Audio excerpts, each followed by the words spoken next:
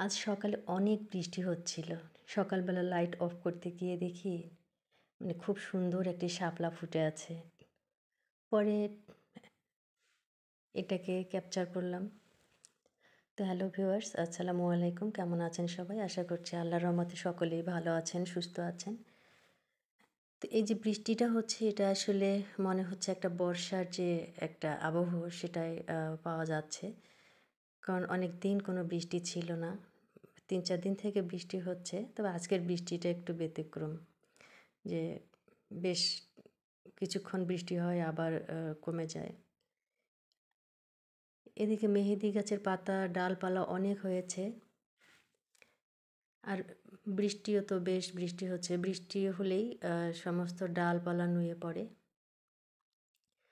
তো পরে নির্দয়ভাবে ডালগুলো সব কেটে নিচ্ছি।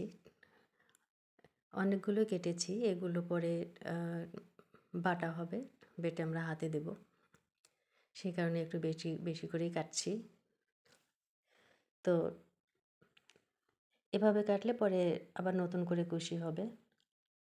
৬টা ৬:৩০টার দিকে সকালবেলা দেখি সিঙ্ক আ আমি কিছু পরিষ্কার করব আ ময়লা জিনিসপত্র। দেখি যে পানি সরে যাচ্ছে না। জমাট বাঁধা অবস্থায় আছে। পরে পাইপ খুলে নিয়ে গিয়ে আবার বাইরে পরিষ্কার করছি।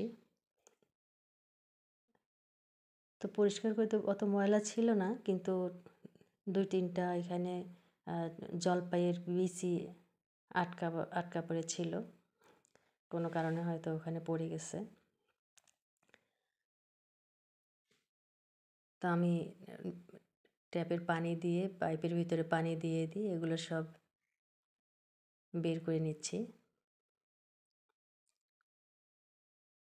ওই যে অনেকগুলো ৪ টা বিচি পড়েছে।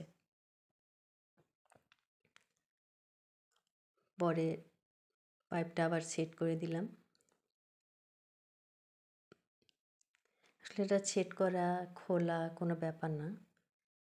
একটু সাহস করে নিলেই হয়। কারণ এত সকালে যে আমার এই সমস্যাটা হয়েছে, আমি যদি নিজে এটা না করতাম, তাহলে তো মিস্ত্রি কখন আসবে, অত সকালে মানুষকে ফোন করে ডেকে নিয়ে আসা খুবই একটা বিষয়, ডিস্টার্বিং হয়ে যায়। আর ওরা যেহেতু সারাদিন রাত কাজ করে, একটু দেরি করে ঘুম থেকে ওঠে। তা আমারও তো এদিকে দেরি করলে চলবে না। আমার এখনই সিঙ্কটা ভালো করতে হবে। তো সেট করলাম এই যে অনেক সুন্দর আর কোনো পানি জমাট বাঁধছে না। সব পানি চলে যাচ্ছে। তো আমার মনে হয় এরকম প্রত্যেকেরই একটু করে আ এক্সপেরিয়েন্স থাকা ভালো। ছোটখাটো কাজের ফার্স্ট এইড যে বিষয়গুলো থাকে। তো তাতে সবার জন্যই সুবিধা। মিস্ত্রির জন্যও ভালো যে অত তাড়াতাড়ি ওদেরকে আবার আসতে হয় না বা ঘুম ভেঙে এ কাজ করতে হয় না। ওটা করার পরে ভাঁজ দিয়ে আবার খাচ্ছে, লাচ্চা দিয়ে মুড়ি খাচ্ছে। তারপরে চা খাবে।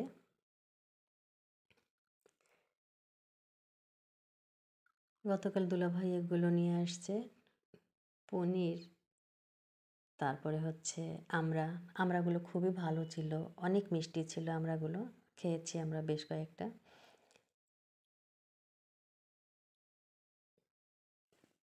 আমাদের গাছেরও আমড়া আছে, তাই এত বড় না। আমাদেরগুলো একটু ছোট, ছোট হয় এর থেকে। তবে মিষ্টি একই। আর আজকে অনেকগুলো আ একদম নদীর ছোট মাছ কেনা হয়েছে। এই ধরনের মাছগুলো খেতে খুবই মজার, খুবই মিষ্টি, মিষ্টি লাগে কিন্তু কাটতেও অনেক পরিশ্রমের বিষয়।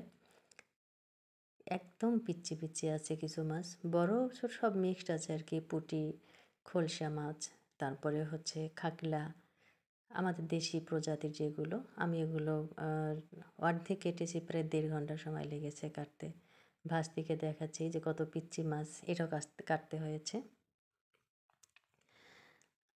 আরেকটু রেখে দিয়েছি। এখন সময় নাই যেহেতু ৪টা মানে ৫:৩০ বাজে। পরে আ ৩ ভাগের ২ ভাগ কেটেছি আর ১ ভাগ আছে ওগুলো কালকে কাটবো। ডিপে রেখে দিলাম। ইতিমধ্যে আবার কাঁচা কলা রান্না করেছিলাম। এই কাঁচা কলার ছালগুলো আমি সিদ্ধ করে রেখেছিলাম। মাছ কাটার পরে আবার এগুলো আমি বেটে নিচ্ছি।